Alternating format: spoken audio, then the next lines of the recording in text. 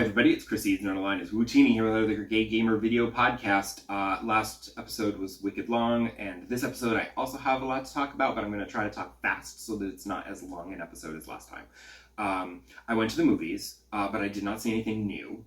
There wasn't anything new I wanted to see. I actually went to see Back to the Future, which was back in theaters for its 40th anniversary, and I saw they were showing it in IMAX, and I checked the show that would have been the most convenient, and it was like mostly sold out. Like all the good center seats were gone, except for like one that was like a little back from where I normally would like to sit and a little over to the right from where I like to sit. But I was like, it's the only decent seat left, click, because I don't want to sit up in the front or way in the back or way on the side. So I was like, take that. I'm glad there was a stray seat. So so that was fine. And of course, I was panicking because I was running late, and I thought, oh, it's another one of those reissues. There might not be any trailers. I don't want to miss the beginning. Come on. So I was running behind, and I'm freaking out. But of course, I get there a few minutes late, and then I have to sit through 25 minutes of trailers. So, whatever. But I was also irritated because there was nobody. There were like 4 or 5 seats to my left. Those people never showed up. That entire section remained empty. Everything else was full up, but that was empty. And I was like, I should have moved left just so I could have been a little more centered. But I wasn't that far to the side, so it's fine. But it's a great movie. It's so much fun. And it holds together surprisingly well, given all the time travel shenanigans. It's a very tight script. And it was also a good, fun audience. Like the theater was pretty full and everyone was really into it. And like when George punches out Biff, everyone applauded, and I was like, oh yeah, yeah. And at the end, when the credits came up, everybody applauded, and I was like, they should put Back to the Future 2 in theaters. I hope they do, because I would go see that again, in IMAX even. Although in IMAX, the stunt drivers are a little more noticeable than they are when you watch it on your TV. But it's a great movie, and I was glad to see it on the big screen again. As for games, obviously, I'm going to need to talk about Nintendo's big announcement. There's a new Animal Crossing update. They announced that there's an update to Animal Crossing. It's going to come out for the Switch 2, and there's going to be, I mean, you can play it on the Switch 2 already, but there's going to be an upgrade, and you can buy it for the Switch 2 for like $65, which is like insanely expensive, but Switch 2 games are insanely expensive, so which is another reason why I'm not buying it yet. But there's the upgrade pack if you already own the game for $5. But like, I'm not buying a Switch for this. I would buy a Switch for the next Animal Crossing game that comes out will probably be what makes me buy a Switch 2. But we'll see. Because this isn't going to make me do it. There's no big improvements that I'm like, oh, I need that. So I need to buy a Switch 2 for $500. No. Like the graphical increase, they showed like a close-up of a character, and it's like, oh, it's all smooth now instead of jaggedy. And I'm like, Animal Crossing doesn't look jagged. I mean, unless you're like playing it handheld like this, then maybe it looks a little jagged, but you're not zooming in like that. So, but whatever. The only thing I don't care about like playing with 12 players in multiplayer instead of just 8, because I've never played with more than 1 or 2 at a time. Not that anybody plays anymore anyway. Although now a whole bunch of people are dusting off their Animal Crossing islands, so that's fine. I never stopped playing. I've always, as you know, I've played Animal Crossing since the GameCube version, and I've played it basically every day of my life, just swapping in a new Animal Crossing game every time it comes out. But there's no breaks. Every day. It's my zen. The one thing that I am like, oh, that would be nice to have is the megaphone. Because there's no microphone on the Switch, so they don't have a megaphone. But there is on the Switch 2. Because that was something in the 3DS version, because the 3DS had a microphone. There was a megaphone, and you could use the megaphones to find where people were in the village here on the island. And it's helpful. It's really helpful when like you find a lost item, and it's like, oh, this belongs to Lopez. And then you like can, instead of having to scour the whole village looking for him, you can be like, megaphone, Lopez. And you literally say Lopez into the microphone, and then Lopez will be like, I'm over here, you know, and it's super helpful. But I'm not buying a Switch 2 for that. But to my surprise, in order to get people psyched about this and to buy it for the Switch 2, there's also a big update for the game, which hasn't received an update in like forever. I thought they were done. They said they were done, but now they're not done. And here's a new update, the 3.0 update that is going to include a whole bunch of new stuff. Unfortunately, it's nothing that I'm really super interested in. The hotel is basically like a reskinned version of the Happy Home Paradise DLC, where instead of, you know, another island where you're designing vacation homes for people, it's a hotel on your island that you design hotel rooms for people. But it's literally the same thing. And then inside, you know, it's Cap'n and his family, and they have the, oh, here's some special items that we're going to sell, just like in the DLC. It's literally the DLC just kind of reskinned and for free. But it's going to be the same thing where I design a few rooms and then get bored with it. At least here, I'm not paying for it, so it's fine. I feel bad, and I feel like I should play the DLC because I did pay for it, so I should probably play it, but I don't because I'm not into the designing. Which is the problem, because the other big thing that they're doing in the new DLC update was dream islands, where you can dream your way. You could always dream to visit other people's islands, but now you can go to like a blank island and then just create an island from scratch, and like for free, like nothing costs bells or anything. So you can just re-sculpt your island and put all kinds of platforms and stairs and walkway and design it with whatever furniture you want, because nothing costs anything, and you can create your own beautiful island of your dreams for free. And you can create up to 3 of them. But again, it's the kind of thing where I'm like, I don't want to keep doing that. Like, I don't really redesign my island all the time. I don't even change the furniture in my house all the time. It just sort of sits there. I'm done. But so I'm not really into the designing element of Animal Crossing. So all this new stuff is all very design based, and I'm like, meh.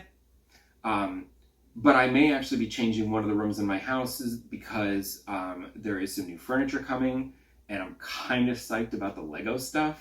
I think a Lego room would be super fun to have in my house. Less excited about the Zelda and the Splatoon furniture and clothing because I don't have those amiibos, and you need to have the amiibos to unlock that. So I was like, meh. But I don't really care. I mean, like, some of the Zelda stuff might be fun, the furniture. The Splatoon, I don't really care. The Zelda furniture, okay, maybe. And then there's like a couple extra characters that you can get for Splatoon and Zelda that you can get to come to your island. But I'm just like, meh, I don't really care. So, meh, we'll see. But that's in January. I think it's like January 15th. So we got a ways to go before that even comes out. But I am excited that Nintendo remembers that Animal Crossing exists. And I do hope that this is their way of being like, look, it's going to be a while before the next Animal Crossing game. So here, have this in the meantime, you know, because we can easily do this hotel thing because it's just a reskin of what we've already programmed. So we'll just reskin it, and that'll be relatively easy. We don't have to create anything brand new. And so have fun with this, and then we'll keep working on a new Animal Crossing game, which will probably be the thing that gets me to finally buy a Switch 2. We'll see what happens. As for games I've been playing, obviously Animal Crossing. I also managed to get at least one Halloween hat for every trainer in fitness boxing, which is fun. And I played a lot of Disney Dreamlight Valley, and I did actually finish the Star Path, except I only finished the regular duties in the Star Path. I haven't finished the Star Path yet. I don't have all the rewards because now they have these routine duties that unlock every week. So I'm waiting for this week's to unlock, and then next week's will unlock, and then I can finish the Star Path. You cannot finish it early anymore. I've also been solving the puzzles on the floating Halloween island and getting some Halloween decorations. That still has one more puzzle left to unlock. And it's just sort of like, now I don't care anymore. And like the final reward for the Star Path is this great Halloween house, but it's November now, so I don't really want to decorate for Halloween. I like my fall looking house. The witch's castle, I'll have to wait until next year, I guess. But whatever, they didn't time it very well because now I don't care because it's November, so I'm not as into the spooky Halloween stuff anymore. But whatevs, I'll collect it to collect it because it's there. This week was also the new Infinity Nikki update. Encore season began. Unfortunately, my enthusiasm for it dissipated almost immediately.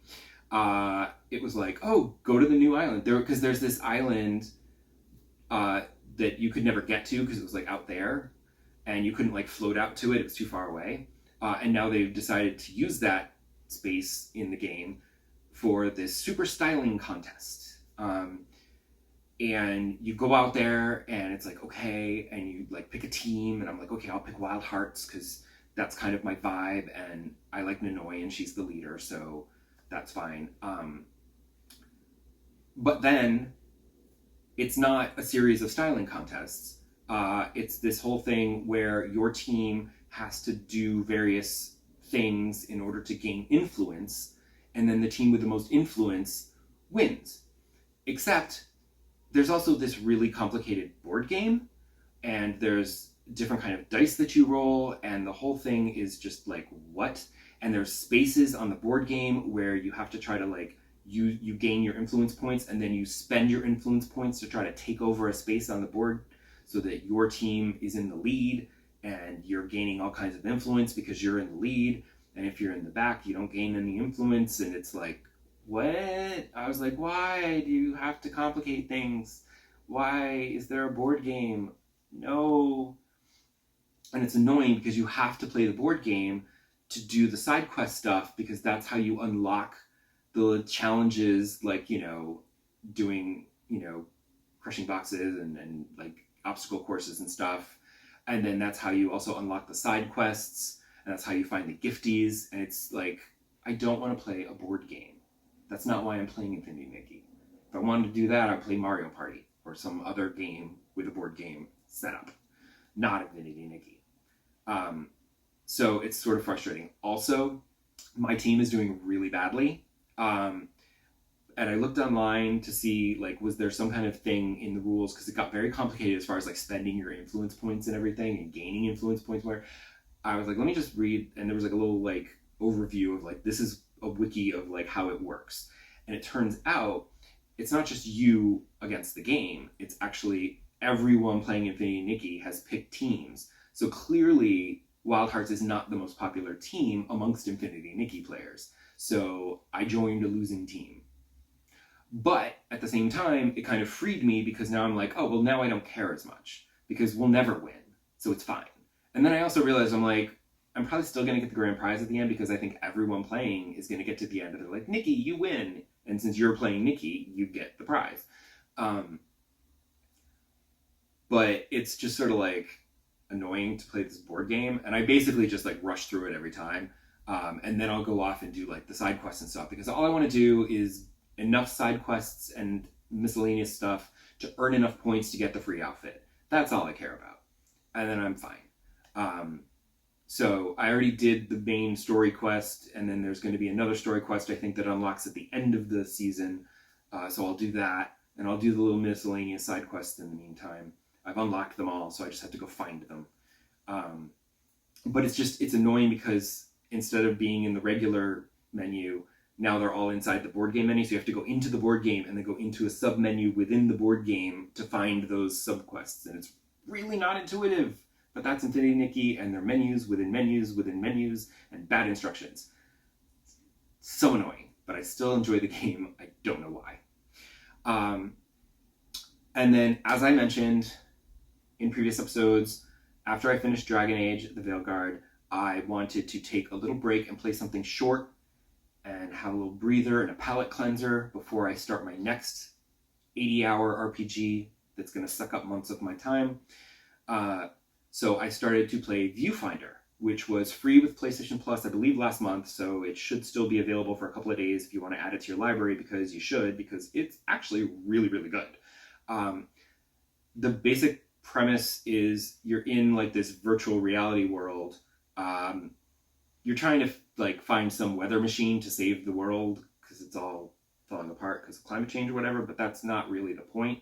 The story is pieced out in little bits and conversations, whatever. The main point is just the actual gameplay, where you use a two-dimensional photo, and you hold it up over a section of the 3D world, and then you place it, and then the 2D picture becomes three-dimensional, and you can step into it. So you can use that to like get into rooms and to traverse to seemingly inaccessible platforms floating at a distance. And you can do all kinds of crazy shit with it, and it is just mind-bending. There's one section early on where it just shows off by like being like, oh, here's a world that's like a scribbly pencil drawing, and then you go from the scribbly pencil drawing into a child's crayon drawing of a house, and then from there you go to like a MS-DOS pixely dungeon crawler world, and it's just one after the other, and it's just showing off like how cool it can visually be. But as a puzzle game, I was super impressed because it's really well designed, as opposed to The Last Campfire, which you might recall I played a little while ago, where it's kind of non-linear, and I ended up playing puzzles that I didn't understand because I think I did them out of order. Here, it's very linear and very structured, and you go area by area, and within each area, there's multiple levels, and you teleport to each level, and in each level, you teleport around to each section, and then you finish the level. And it's great because it's like, here's a concept, you're going to hold up a picture, and it's going to create a new space that you can enter and then solve the puzzle and get to the teleporter. And it's really well done because it introduces a concept, and then you solve like an easy level or two using that concept. And then there's like a couple of intermediate puzzles using that same concept. And then there's like a really hard one at the end where you really have to think about it using that concept. And like in the beginning, you have pictures in game that you pick up and use. And then later you get a camera, and then you can take pictures of whatever you want, which gives you even more freedom to try to solve the puzzles. And that can involve quite a bit of creativity, and you can feel very clever when you solve things. First it gives you stationary cameras to show, like, I can take a picture of that, and then I can take a picture of this. And then it gives you an actual camera that you hold, which gives you the most freedom. And I don't know how they program this game. It's very impressive because it works really, really well. And I have been feeling very clever with it. In the very beginning, I did have to look up what the hell, because like in a very early level, I was like, I have a picture, I need to get to that teleporter on that floating platform over there. I use this and I go over there. Except every time it was like, boom, you destroyed the teleporter, and you had to press circle to rewind. Thankfully, there is that rewind feature. I didn't mention that before. There's a rewind feature so that you can literally just rewind all the way through the level to the beginning again. So you can jump back to like, oh, I placed that picture wrong, so let me jump back and redo that. So you can never get stuck. If you fall, you can rewind to back up onto the platform. You know, it's like you can never get stuck. You can never do anything that ends your game. You just rewind to before that happened and do something else. But I just wasn't getting it, and I was like, I don't understand. I know what I'm supposed to do. I use this picture to get over this platform. And I was like, I'm so frustrated. Like, what the hell? Is right at the beginning of the game. Because it just drops you in, and then there's no like real instructions, like in-game instructions. So you kind of figure it out as you go. So I was kind of like, what the hell am I doing wrong? I know what I'm supposed to do. It's not working. So I looked online, and it turns out you can't cover the teleporter with the picture, because when you place the two-dimensional picture, everything on the other side of it becomes three-dimensional. Like the picture and everything on the other side of it becomes three-dimensional, and it erases everything in the world behind the picture. So you can't put it over top of the teleporter, or it will erase the teleporter, and then you can't get out of the level. So you have to put it like just to the side of the teleporter and then go around. And I was like, oh, like it was just a concept that my brain wasn't getting. But I have been feeling very clever. I've been gradually working my way through it. I think I don't actually know how many areas there are. There's a a tram that takes you from area to area, but I didn't look ahead to see how many there are. I feel like I'm like just over the halfway point maybe. So like last night I was playing, and there's this new concept of like there's a texture in the walls that you can't take a picture of and you can't affect with pictures, so you have to get extra creative. And I was just like, I solved a puzzle and I was like, haha, I'm very clever. And then the next one I was like, I do not know how to solve this. And I just spent so much time trying different things and nothing was working. And I was just like, what the hell? And I spent so much time on it, and I was like, there should be a hint feature in here, because there's this little cat that follows you around and he's adorable and you can pet him, which is super fun. And I do it all the time. But I was like, why can't you ask the cat for a hint? Because he's there, he could help you. Because he comments sometimes when you do something, he's like, oh, that was a very clever solution. You know, I'm like, why don't you give me a hint? You're in the game with me, help me. And I think that would have been a better in-game way to do it, because I was standing there thinking about this puzzle for so long, I finally saw a pop-up on my screen that was like, need a hint? Check the pause menu. And I go into the pause menu, and sure enough, now there's a little hint thing. So I click that, and thankfully it was a nice vague little hint. It just basically said something like, the battery cannot be removed. And I went, as soon as I read that, my brain immediately, the light bulb went on, and I was like, oh, I get it. And I knew exactly what to do. And I was like, I could have done this in like 2 seconds instead of spending like 10 minutes trying to figure this out and trying all these things that don't work. I was like, if I had just thought of that from the start, it literally would have been a 2-second level. But so if the hints are that vague but still helpful, I might be able to finish this entire game without actually having to look up how to solve a puzzle. Fingers crossed. And then I'll feel so smart. Although I feel like I'm not that smart, so I feel like the puzzles aren't really that hard. So they might actually just be like super easy. And it's like, I think some of them are hard, but I don't know. But I'm really enjoying it. And I'll probably finish it in a few more days. And then I'm not sure if I'm going to actually go and buy Ghost of Yotei, because Stray is finally going to be free with PlayStation Plus starting this coming week. It's one of the November games. And it's a game that when they first announced it, I was like, that looks fun. Even though it's platforming, which I'm not crazy about. I was like, I want to play this cat and explore and do all this stuff. It looked really cool. And there were times when the price came down on sale a little bit, and I was like, oh, maybe I'll get it. And then I just never did. And I was like, it should be free with PlayStation Plus at some point. Come on. And I waited long enough, and there you go. It's finally free. So there's a part of me that almost wants to, like, because Viewfinder is so short, I was like, maybe I'll wait a little before and play Stray, which will be a little bit longer, but still not that long. And then I can play Ghost of Yotei. Not that it'll be long enough where Ghost of Yotei will have like come down in price, but who knows? Maybe there will be a Black Friday sale or a Christmas sale, and then I can get Ghost of Yotei for like $10 or $15 off. That would be nice. I'm not expecting it, but I wouldn't be mad if it happened. So maybe I'll wait a little longer and I'll play Stray. Then I'll play Ghost of Yotei. I don't know. We'll see. The fact that I didn't get it on release day, I now feel like I'm free of that shackle of like, must play, must play. I'm like, no, it's okay. I can play it when I play it. I'm okay now. So we'll see. So come back next episode and find out. I'm sure I'll have finished Viewfinder, so find out what I started to replace it. See you then. Bye!